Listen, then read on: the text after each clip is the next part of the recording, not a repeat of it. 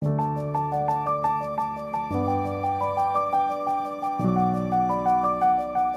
life and joy and peace.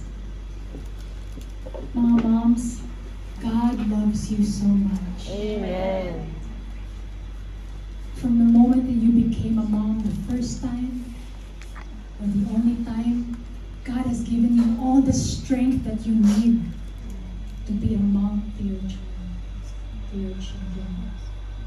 So no matter what you're going through right now, whether you're in good relationship with your children, or not so good relationship with your children, or your children are far away from God, whatever your situation, God knows. Amen. God sees. Amen. And God is with you. Give your children to God. Offer your children to God. He is offering His help to you. Amen.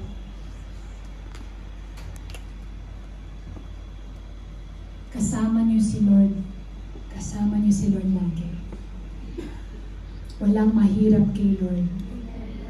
Just trust Him. Amen. So I want you to take this time, kahit 1 minute, just talk to God, mga moms. Just talk to God. Think about all you've gone through, where you are now, at yung mga gustong gawin Lord sa buhay niyo for the future. And also for your children. Let's take this time.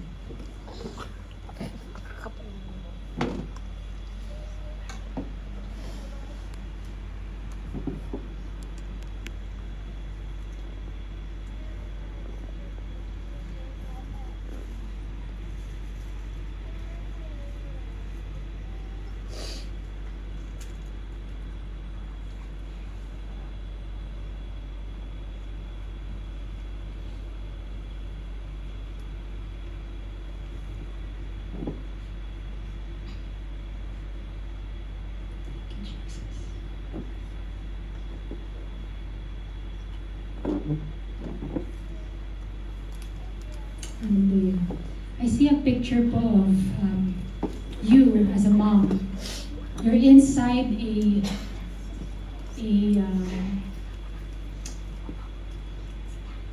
don't know how to describe, a huge container.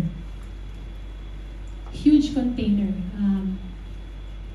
Na glass.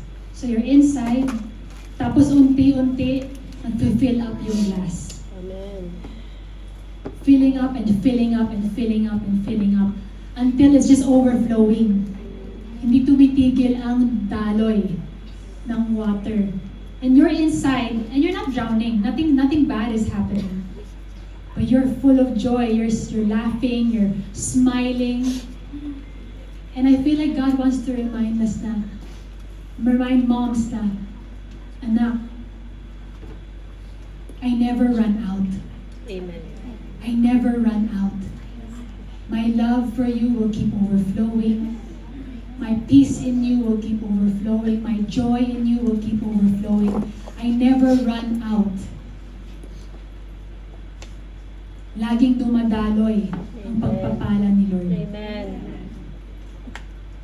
At hindi na uubos ever, ever, ever. Amen. Thank you, Jesus. So thank you, Lord, for your overflowing blessings for all the moms. Amen. Thank you, Lord, that they are so full of joy receiving all these blessings, Panginoon. And they're not bothered by whatever is surrounding them. They're just enjoying the overflow of the Spirit.